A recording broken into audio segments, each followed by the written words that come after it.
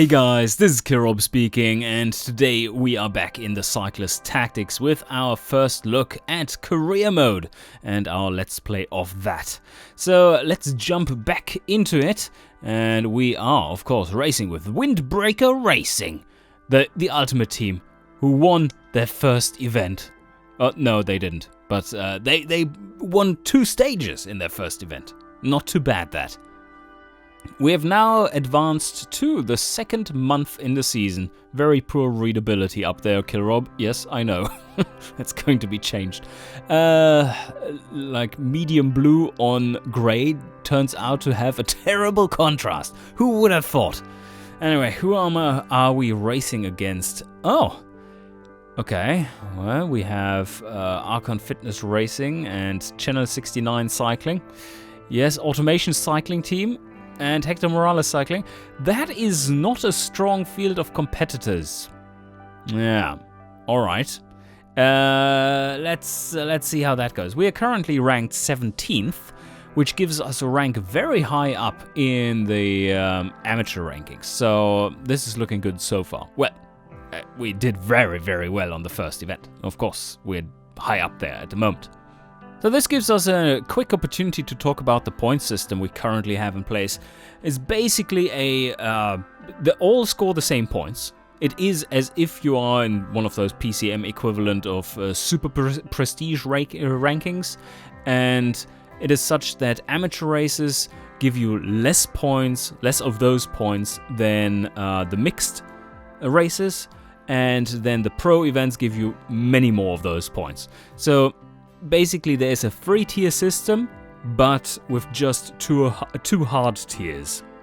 So teams can be either in Pro League or Amateur League, but the highest up amateur teams and the lowest pro teams, they will be competing mostly in the mixed events, while the others are trying to fight for the best they can get, which is the pro events for the pros, and the best of the amateur events, the best fitting amateur events for the amateur teams.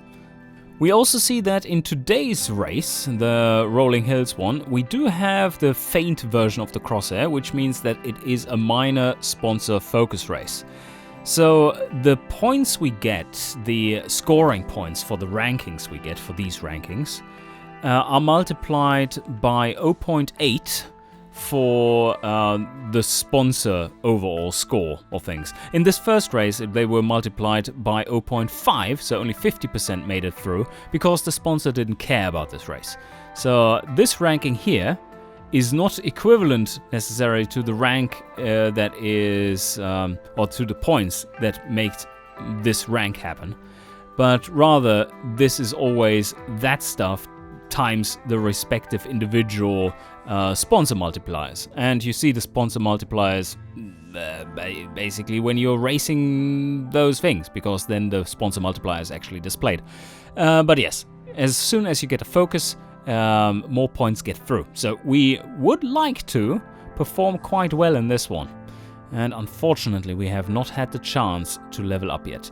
But now I can show you a different mechanic, because, well, we are all set up here, of course. We do have... Oh, this is going to be nice. So Arson here is going to be our main guy for this one.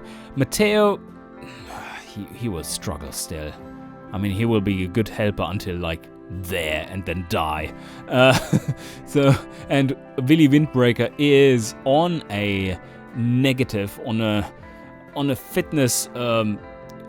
what would you call it? Fitness pothole. Yes, let's call it a fitness pothole. And it won't be performing well.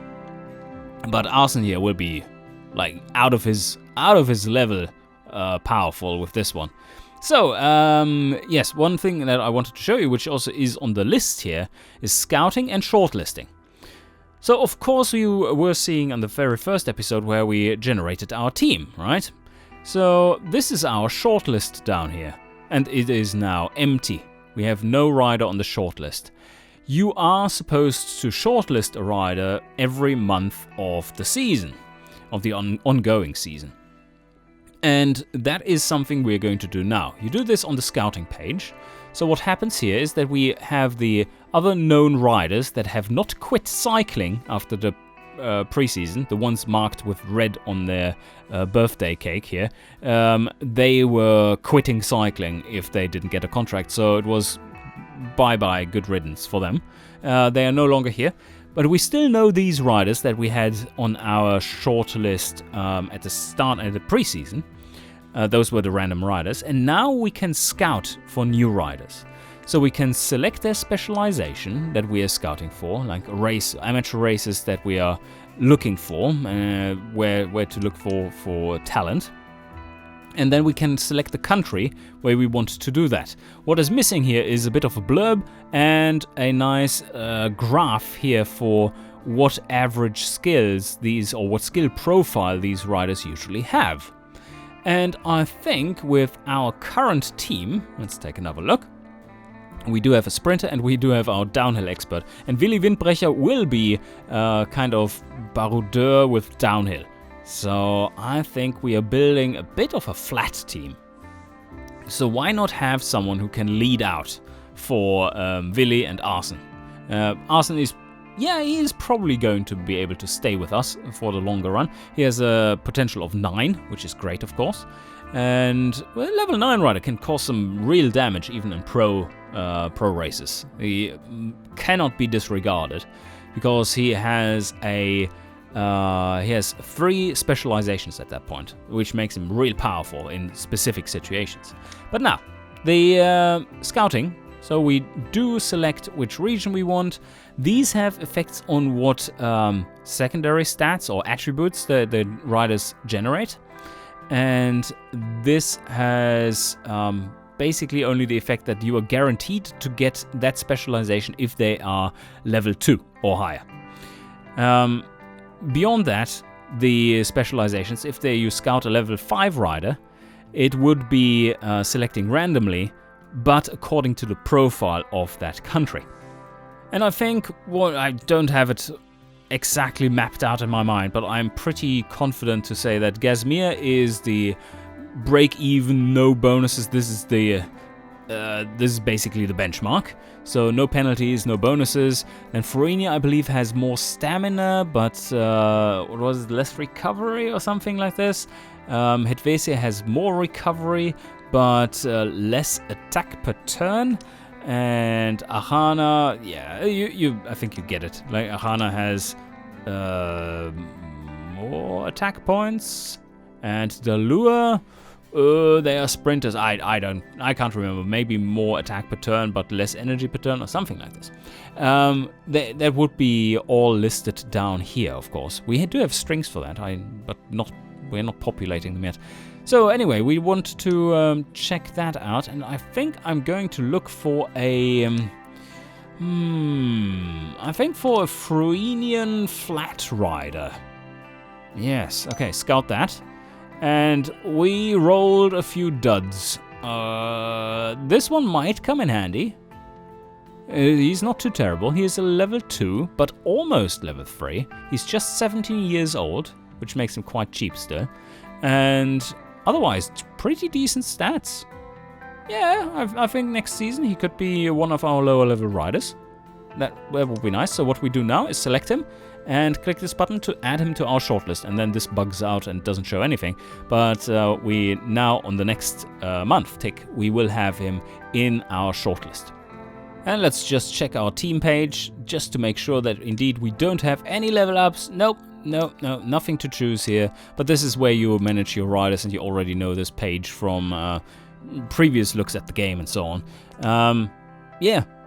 And our rider creation at the start, of course, with Willi Windbrecher. Oh. And now he has appeared on the shortlist, so going to the team page actually rebuilds these pages. Cool. Yes, that is all good. And no, I unfortunately cannot click this button because there's nothing there yet. This is the season standings, and yes, you get a full overview of race results and everything in there, and rankings, and how your riders are doing and stuff. So that is just not implemented yet, so clicking it is a little dangerous. But I think we are ready to get into the next race, which is, once again, the Rolling Hills. Should not be too terrible. Let's see. Who's in here? No, okay. I was just like, Rolling Hills, Cobble Cobble Heavy Flat 12 is racing this, then we would have no chance whatsoever. This is the Steinway Classic, which is one of the most prestigious pro races there is, one-day races there is. Heavy cobble, basically Paris-Roubaix.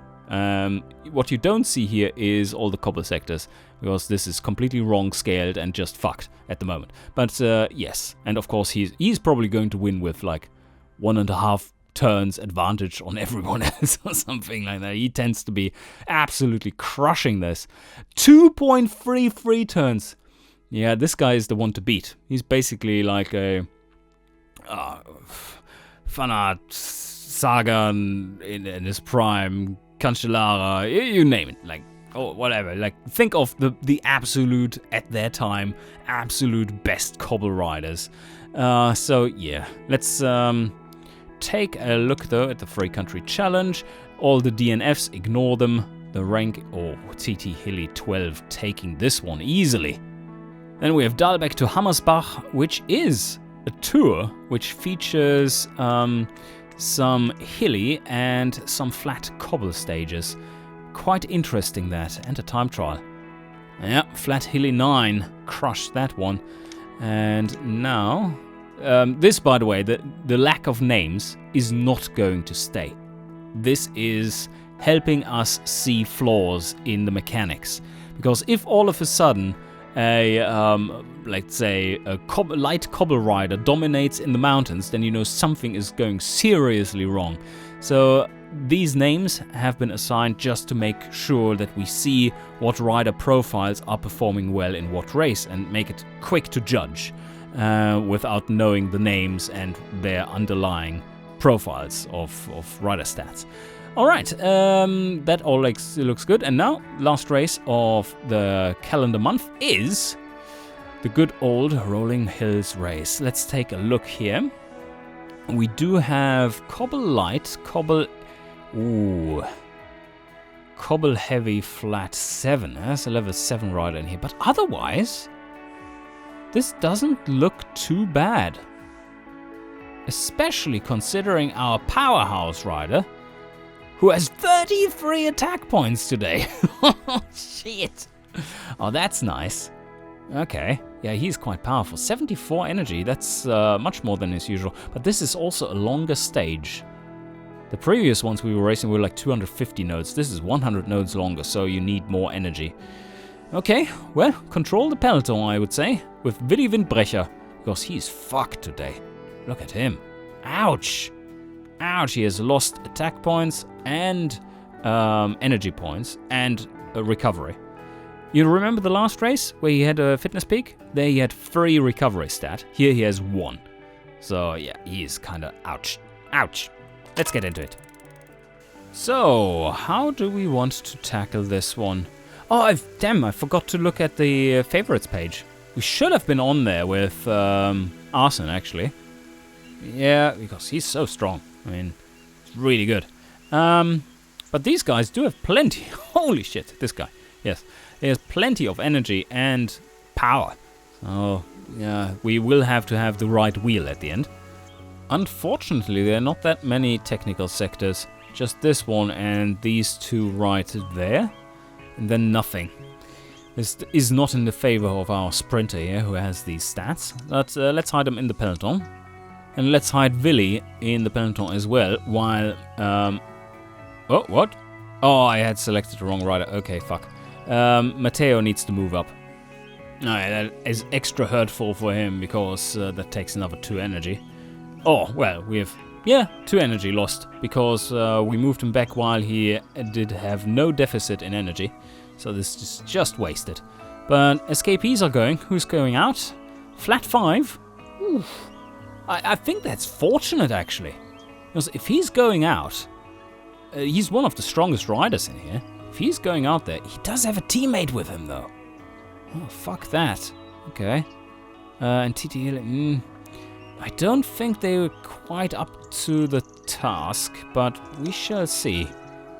Yeah, they're not getting away fast, but that also means they are conserving quite a bit of energy, so they're racing it smart. Okay, now they have an advantage of exactly 1 turn before the first climb. That is healthy, I would think. Especially if we keep it that way, they're going to jump? No, they're not. Okay. Oh well. That is interesting. So they keep the pace down. A decently big jump by the peloton. Let's see where they want to go. Do they want to go there? To jump up the next one? Maybe. That would be tough because there's a 12% section in there which will steal all the slipstream in the back of the peloton. Oh yes, okay, they do want to do this. Let's see. Matteo, yes, he can jump. Alright. Well, that's a powerful move. Because the escapees are now already caught?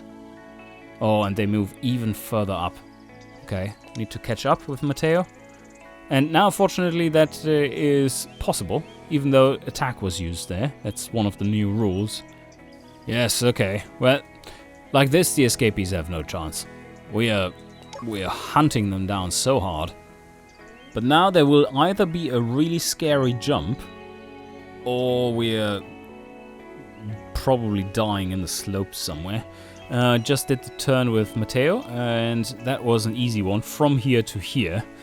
I'm paying no energy and nothing. So that's good stuff. But now let's see what the two lone escapees do there. And are they jumping? They are not jumping. So the peloton is going to go there, and then we'll have to do a move to here. And we can't jump, so I can't force the peloton to jump. And the escapees are getting away a little. So this is the guy to watch. 35 energy and 12 attack. Now that's not a lot, considering there's a lot of flat in front of them. And still like 170-ish, 180 nodes. Oh, the escapees moved short. They wanted to recover a little. I think that's a smart move, because they were a little ahead of the game.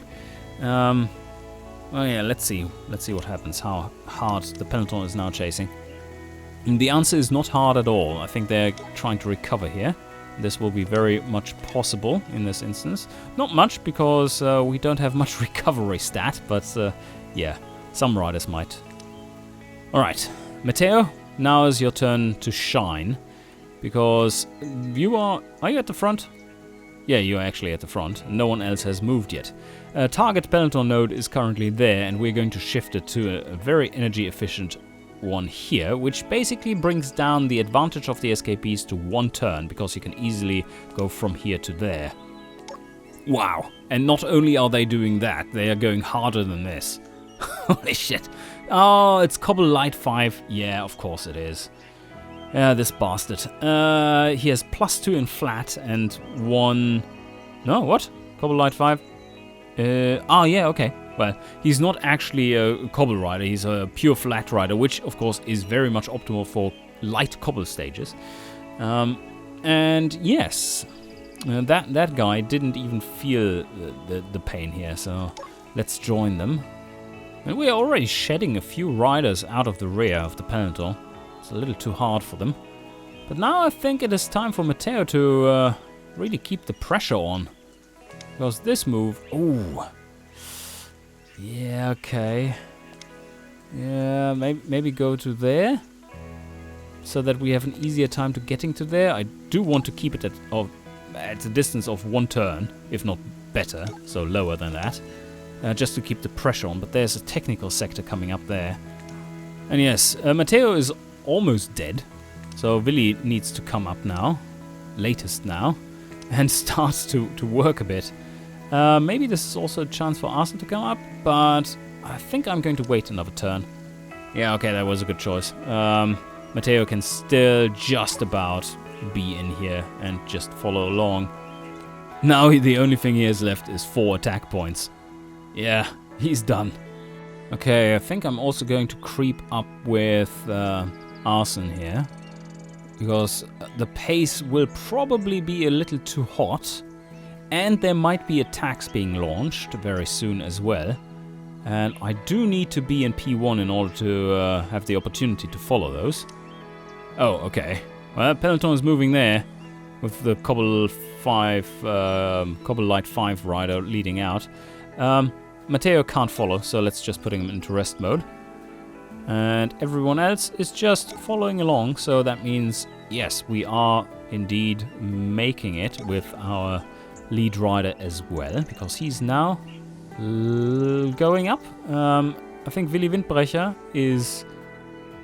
Is he attempting anything? No, he's just so weak. Look at his speed. 5.5. Holy shit, that's horrendous. That is not even amateur level. That's just painful. Not quite as slow as I'm in real life, but still. Arsene here is coming forward. Now he's in P1, so now he's in the prime position.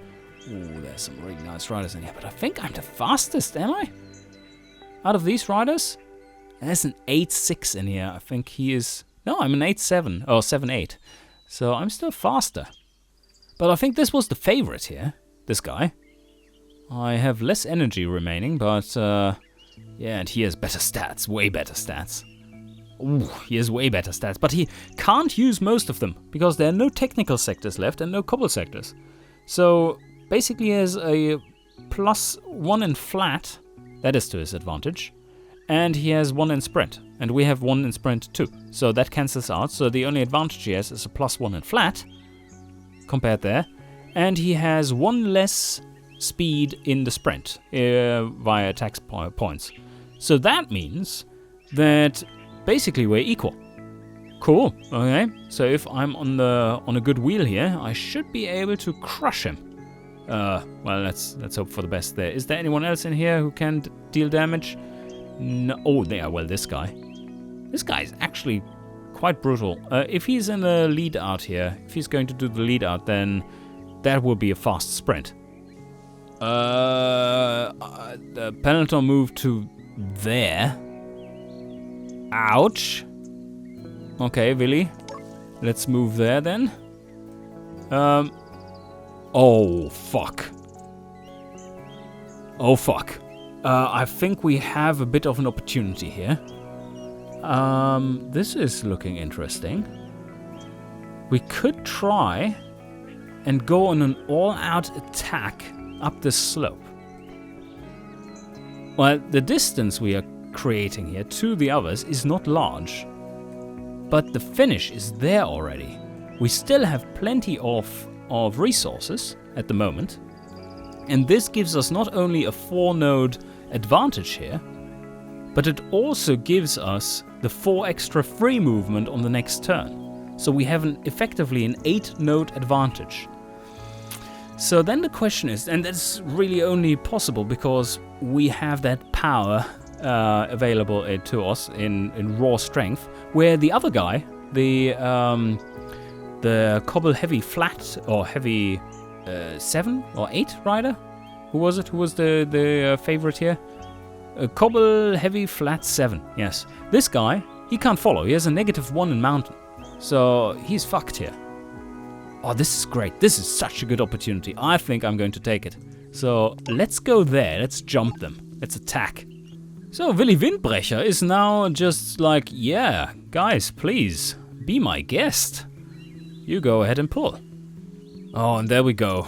Okay, this this looks very promising indeed. Unfortunately, we can't end the race, it seems, in 2 turns.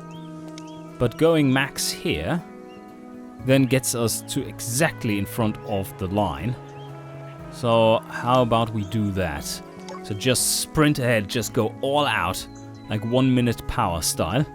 And yes, that is quite the advantage. They are getting to there. Willi can't even follow. He's fucked, that mate. Right, man. 4-5. Yeah, that's not enough. And there's no slipstream here, so he can equally well just be. Well, he can try to go, but yeah, peloton, not many following there. Arsene is going to all the way till the finish there, and we are trying to sprint behind. And we finish in style. 22 turns exactly. There come the others. And we're almost there with Willi. Let's see if he can get a top 10. Can he get a top 10? There we go. Yes. Yes. 6th. Somehow he managed 6th. Okay. Well, good on you, Willi. That gives you some more experience points once again. And what a finish that was. And it was really that he was the only rider in the whole field to be able to make that jump. That was a bit of a miscalculation on the part of the AI. Well, no, they're actually not quite calculating that. But what they do calculate is their own strength in... like they have a heat map for their moves, which is calculated based on their stats and everything. So yeah, this worked very much in our favor. Kinda lucky, again. But this guy is a beast. But also, he only had this opportunity, he was only able to jump this because he was on his prime fitness peak. Otherwise he wouldn't have had the chance to, because this gave him, well, 1 or 2 extra speed even, in total. So, good stuff. Poor Matteo, he got last. Will he ever level up? We shall find out. But yeah, Willi, nice to see him in 6th. And there we go. Oh, that's nice. That's nice. 250 points times 0.8, 200. And that means we have 100 pi in experience. And that makes a big chunk of the goals we have for the season. So now we need only about a little bit more than a third still left over, so that until our sponsor is really happy. So now we are in April, and oh, there we go. Arsen has leveled up, and that is such an important level up. Level 5 gets you another specialization. So let's do that first. Let's head over to the team page, and you can see here, yes, there he goes. Oh, but it hurts. He has only 64 energy, so I think we absolutely need to upgrade that, because he's otherwise rather atrocious. Unless he's on his fitness peak, of course. This doesn't have to change ever, because that's super strong. What we need to pour stuff into is definitely this section, and recovery 0 is also not acceptable. What recovery does, if you don't know that yet, is not only recover between stages, but also it gives you your speed profile, your energy per turn profile throughout levels of exertion. If you have 100% of your energy, well, he currently has, as long as he has more than 63 energy, compared to 71, which is his max, he will run at 7 energy per turn maximum. But if he drops below that, he's at 6. If he drops below 42, he's at 5. If he drops below, whatever that is, 38, then he's at 4. So he becomes rather useless and super slow. But now, look at that. We can either go and make him into a little bit of a Willi Windbrecher with the extra sprint there. That gets him an additional sprint, but also a downhill stat. I'm not so sure if we want that. It is quite powerful. A level 2 there. Or if we want to go, well, definitely not with this one, but maybe with a pure flat and then build on that. Make him kind of a baroudeur. I think at the moment this will benefit him a little more. And then we can, yeah. The next level we could put into sprint then. So that we make a... Then, the next level is his last. He only gets 3 specializations. Level 8 gives him the last one. So we could then put either one additional one into flat, which will give him -1 in mountain. That hurts. But or we could get him an additional sprint, which then would have no penalties associated to it and just bonuses. I think that is the way to go with him. But the 1 level in flat sure doesn't hurt. And yes, Willi is probably quite close to his level up now. Matteo probably not so much. Let's check out the team page. We are supposed to be on the team page here, but no. Oh, that was close. That was really close. He just leveled up. He's 1% over. And Willi, 57%. He didn't get much experience there. Matteo is at 65. But now we are in a month without racing. So what are we going to scout for? I think we are going to continue our little quest for someone with a flat skill from Farenia. And... oh, fuck. Okay. Well, again, these are kind of losers. But, well, apart from him, he's actually quite good. He has really good stats. He's powerful, but he's maxed out. He's basically maxed out. He's a good rouleur, and he has very nice stats. This is a well-rounded rider. He can cause some serious havoc in any race that is somewhat flat. But yeah, is he so useful to our team? For that price? I don't think so. I'd rather look at him being almost level 3. Yeah, and he has some decent stats. Once he gets another attack per turn or energy per turn, he is capable of doing some serious work. So yeah, and he's dirt cheap at the moment. 380. Nice. Let's shortlist him. So, no races, but they still need to be simulated. The Farenian Masters. Well, that's a nice profile. Ouch. That is a steep hit. Interesting stage, yes. Hilly 12 is the favorite, as you would expect. Let's see who wins it. TT Hilly 12 did get the win. Oh, big group of favorites here at the front, fighting it out. So now we are in May, and there are also no races for us to race here, unfortunately, because all of them were already taken. We didn't get an invite to any of them. But again, we do get an opportunity to scout. So how about we scout for maybe an Hanan rider with some flat skill. Let's scout there. 5 out of 9. Rouleur, 90 energy, but only 6 energy per turn. He's already at 62% though. So we are pretty close to having him at 7 if we wanted him. Somewhat expensive. But is he the best out of all of these riders? Like, you could shortlist one of these too if you wanted to. But I think the answer is yes. He probably is. Because this rider here also looks interesting. He's a novice rider. But 56.6. That is just dog slow. Can't use him. So yeah, let's Geeb, please. Ah, Giro Fruinia. Unfortunately, we can't look at the stages here.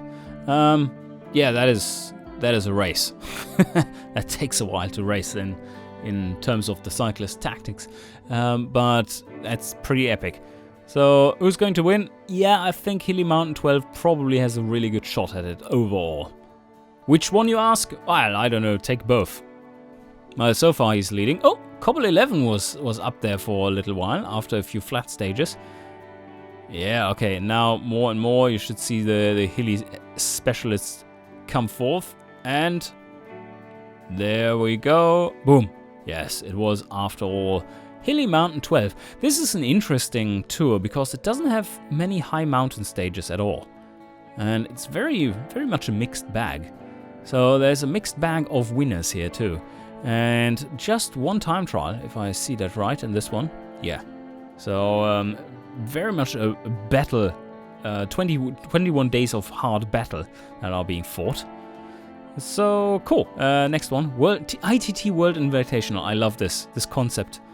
It's so cool. Why don't they have that in real life? Maybe because people wouldn't watch, but it's fun. It's really fun to race. It's 5 time trials in a row. Not on the same day, but on consecutive days. And of different character. I can't show them here because this is bugged, but that is the concept of it. And I really find that interesting. And it tends to play out really interestingly as well, because if you are spending all your attack points on one of the time trials, well, then you won't have that many on the next day. And can you still make the jumps you need to? Well, that's up for you to plan out. So it's quite difficult to perform really in an optimized way, especially against the AI, which is killer in time trials. So yes, let's simulate that. And who won? Well, TT Flat 10. Who would have thought? The TT rider's up there. And the last one on the bunch, Hills of Waschduk. Unfortunately, couldn't partake in that one. And Flat Hilly 7 again. Almost taken. That bastard. He's so good. Yes, we go to next month, and that will be another race month. And it's the Weisshorn Challenge against just 3 other teams. How are they placed at the moment? Okay, Vianta Health Foundation is doing about as well as we are after 4 months of racing. We are in 29th overall. So our rank has decreased quite a bit because, well, they had much more racing, but we were very successful in these first races. And the others, Hector Morales Cycling is second to last. Lannon is not performing well, but I think they're going to try and make up for that fact in this race. I'm wondering why they didn't join this one. Because that one would also be their profile. Oh, maybe it's because the Vista Watches team is in here. They are killer. Yeah. We have a really good chance in this one. Despite not being a mountain rider, we should be able to place top 5. Because there are just so few other riders in there. Anyway, we can probably... Should we scout already? Yeah, I mean, we had that going for us already with the theme. So let's try and find a mountain rider from Helvetia. That's always nice. So there we go. Trash. They are trash. Yes, unusable. Look at that. 5-5. No, it's not good. So whom do we shortlist then? Maybe John Gray. Because this guy, Puncher, is now very much in our price category for the next season, I would think. If we can upgrade our budget there, which it looks like. So yeah, I think I'm going to shortlist him. Have him as an option. So let's do that. And shortlisting, by the way, is that you are guaranteed the first pick on that rider. Which is kind of a neat mechanic, I think. It simplifies down these negotiations, and then you can just move between your shortlist and your current team whatever way you like. It makes it really simple, but yet interesting in that you need to pick the right riders before other teams do and such. So, okay, I think this is leaving us at a very interesting spot for the start of the upcoming episodes. So if you enjoyed, please press that like button because it really helps. And I do indeed hope that you enjoyed and smash that button. And I see you guys next time.